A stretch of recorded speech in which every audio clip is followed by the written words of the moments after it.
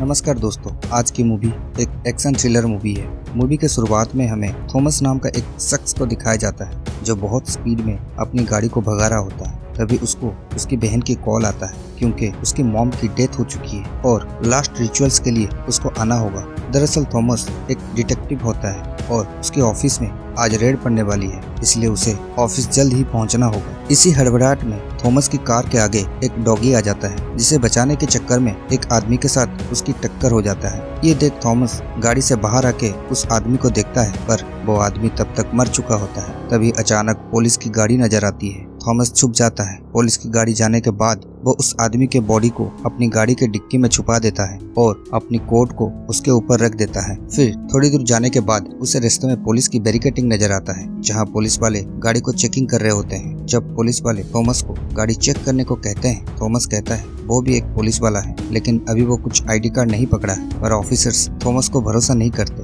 फिर थॉमस गुस्सा होके गाड़ी को बैक करके वहां से निकल जाता है। दूसरी तरफ रेड करने वाली टीम थॉमस के ऑफिस पहुंच जाते हैं। इधर थॉमस के कलीग मैक और नियोमी लॉकर को तोड़ के सारे रिश्वत के पैसे को निकाल के टॉयलेट में फ्लश कर देते हैं। फिर थॉमस को नियोमी की मैसेज आती है, यहाँ रेड करने वाली टीम पहुंच चुकी है, तुम यहाँ मत आना। फिर थॉमस हॉस्पिटल चला जाता है, जहाँ वो अपनी मॉम को आखिरी बार देखता है। इधर रेड करने वाली टीम थॉमस की ऑफिस और गाड़ियों को चेक करने लगते हैं, पर उन्हें कुछ नहीं मिलता। फिर ऑफिसर्स थॉमस के बारे में पूछते हैं, जिसे मैक कहता है थॉमस अपनी मदर की फ्यूनरल में गया हुआ है। फिर रेड करने वाली टीम उधर से निकल जाते हैं। फिर हम थॉमस को देखते हैं, जहां थॉमस को और एक मैसेज आता है जिसमें लिखा था, इन्वेस्टिगेशन टीम तुम्हारे पास जा सकता है, और वो लोग गाड़ियों को भी चेक कर रहे थे। फिर थॉमस सोच में पड़ जाता है। फिर थॉमस अपनी गाड़ी के पास जाता है और डिक्की से वो डेड बॉडी को निकालता है और एक रस्सी से बांध देता है। फिर अपनी बेटी की रिमोट कंट्रोल टॉय से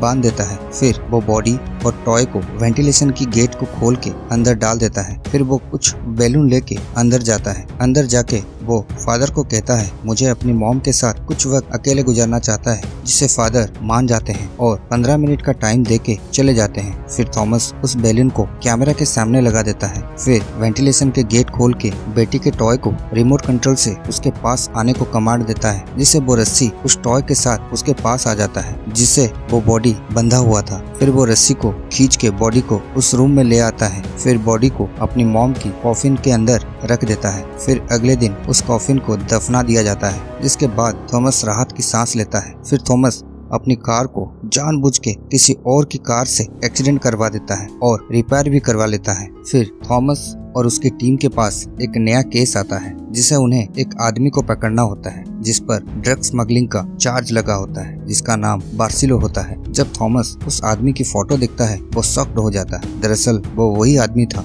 जिसको थॉमस ने अपनी गाड़ी से कुचल दिया था। अब थॉमस को तो पता था वो आदमी मर चुका है, फिर भी उसे अपने साथियों के साथ ढूंढने जाता है। फिर वे लोग बार्सिलो के अड्डे में पहुंचते हैं, जहां थॉमस को वो कुत्ता दिखता है जो उस रात उसे दिखा था। फिर थॉमस उस कुत्ते का पीछा करता है और उसी हाईवे में पहुंचता है जहां बार्सिलो का थॉमस की गाड़ी से एक्सीडेंट हुआ था। दरअसल वो डॉगी बार्सिलो का ही था। तभी वहीं पे एक ऑफिसर आता है और कहता है किसी ने इधर एक्सीडेंट का कॉल किया था, जिसे थॉमस पूछता है पता लगा किसने कॉल किया था, जिसे ऑफिसर कहता है नो सर, अननोन कॉल था। तभी दूसरे ऑफिसर भी वहां आ जाते हैं। उन्हें भी वो ऑफिसर एक्सीडेंट के बारे में कहता है। फिर वे लोग पूल पर लगे कैमरा की तरफ देखते हैं। फिर वे लोग उस रिकॉर्डिंग को देखते हैं, जहां उन्हें एक कार दिखता है, जिसे मैक कहता है ये तो थॉमस तुम्हारी कार जैसी दिखती है, जिसे थॉमस घबरा के कहता है हाँ। फिर जब वे लोग गाड़ी का नंबर प्लेट चेक करते हैं, उन्हें नंबर ठीक से नहीं दिखता है, जिसे थॉमस को थोड़ा राहत मिलती है। तभी थॉमस को एक कॉल आता है, जो कि थॉमस को पूछता है तुम बार्सिलो के लाश कहाँ छुपाए हो। ये सुन थॉमस डर जाता है और कॉल काट देता है। फिर नियोमी को उसी आदमी का कॉल आता है जो थॉमस को फोन उठाने को कहता है। फिर नियोमी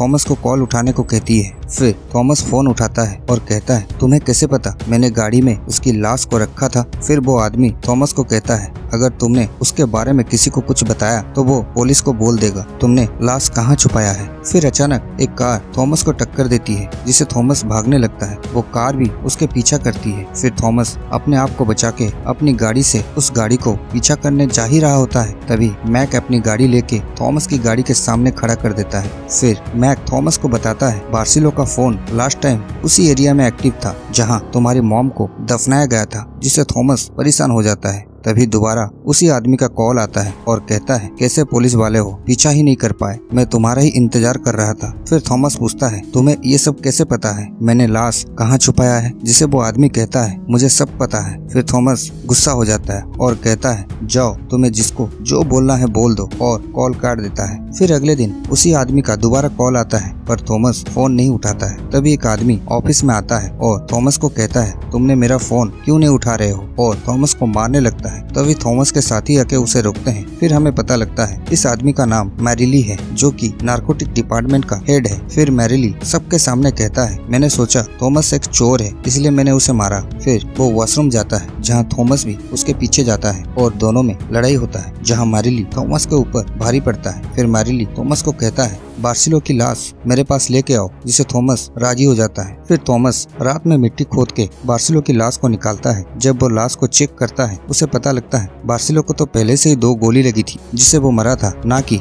एक्सीडेंट से। थॉमस जब उसकी पॉकेट को चेक करता है उसे एक फोन और कुछ पैसा मिलता है। फिर थॉमस उस फोन को ऑन करता है। तभी उसी फोन पे एक कॉल आता है जिसे एक आदमी कहता है, तुम कहाँ हो बार्सिलो? पर थॉमस कुछ नहीं कहता, जिससे उस आदमी को पता लग जाता है ये बार्सिलो नहीं है। फिर वो कॉल काट देता है। फिर थॉमस नियोमी को कॉल करके उस नंबर की लोकेशन पता करने को कहता है। तभी मैक थॉमस की चालान कॉपी चेक करता है, जिससे मैक को डाउट होता है कि ये चालान थॉमस की बताई हुई एक्सीडेंट का पहले का है। फिर मैक को सीसीटीवी फुटेज का याद आता है, जिससे मैक कंफर्म हो जाता है वो एक्सीडेंट थॉमस ने ही किया है। फिर थॉमस उस फोन वाले आदमी को, जो कि बार्सिलो का दोस्त है, उसे पकड़ के सच के बारे में पूछता है, जिसे बार्सिलो का दोस्त कहता है, मैरिली एक की ढूंढ रहा है जो कि एक लॉकर की है, जिसमें ड्रग्स से कमाई हुई बहुत सारे पैसे हैं। दरअसल मैरिली नारकोटिक हेड होने का बहुत फायदा उठाया है। दरअसल नारकोटिक डिपार्टमेंट जितने भी ड्रग्स पकड़ते हैं उसे नष्ट करने के लिए नाली में बहा देते हैं, और मैरिली उसे दोबारा कलेक्ट करता था और बार्सिलो के साथ मिलके उसे क्लब में बेचा करता था। एक दिन बार्सिलो सारे ड्रग्स अपने एक साथी को बेच दिया और सारे पैसे को एक लॉकर में छुपा दिया और उसकी की को अपने पास रख दिया,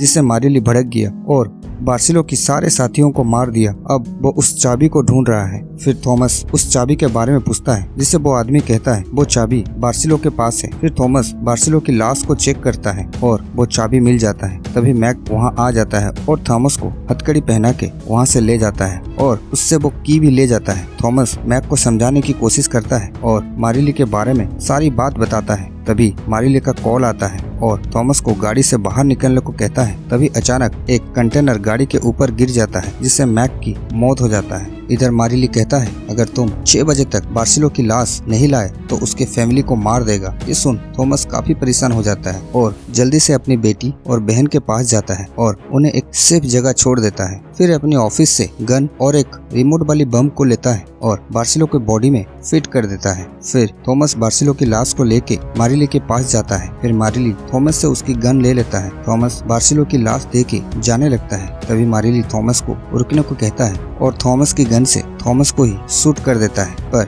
थॉमस को कुछ नहीं होता। दरअसल थॉमस उस गन में नकली गोली भर दी थी, जिससे उसे कुछ नहीं होता। फिर मैरिली अपनी गन लेके थॉमस के ऊपर तान देता है, जिससे थॉमस कहता है, मैंने तुम्हारे बारे में सब कुछ एक मेल में लिख के सेव कर दिया है। अगर मैंने उसे डिसमिस नहीं किया वो गवर्नमेंट के पास चला जाएगा, जो कि तुम्हें सजा देने के लिए काफी होगा। ये सुन मैरिली थॉमस को जाने देता है और अपनी कार लेके जैसे ही थोड़ी दूर जाता है बम ब्लास्ट हो जाता है। इधर थॉमस अपनी गन में असली बुलेट भरता है। तभी मैरिली अपनी कार को पीछे लेते हुए थॉमस की कार को पीछे ढकलता है। फिर थॉमस अपनी कार से कूद जाता है और मैरिली भी बाहर आ जाता है। फिर दोनों में फाइट होता है। थॉमस किसी तरह मैरिली को शूट कर देता है, जिससे मैरिली की दी एंड हो जाता है। फिर पुलिस आके थॉमस को अरेस्ट कर लेते हैं, लेकिन असलियत जानने के बाद पुलिस थॉमस को छोड़ देते हैं। फिर थॉमस अपनी जॉब से रिजाइन कर देता है और अपनी सारी सेविंग मैक के फैमिली को दे देता है। फिर नियोमी थॉमस से मिलके वही वाला की उसे दे देती है, जो कि बार्सिलो के पास था। फिर थॉमस वो की लेके वही लॉकर के पास जाता है, जहां बहुत सारे पैसा मिल जाता है, जिसे देख थॉमस खुश हो जाता है और मूवी यहीं पे खत्म होता है। आपको ये कहानी कैसी लगी कमेंट करके जरूर बताइएगा। धन्यवाद।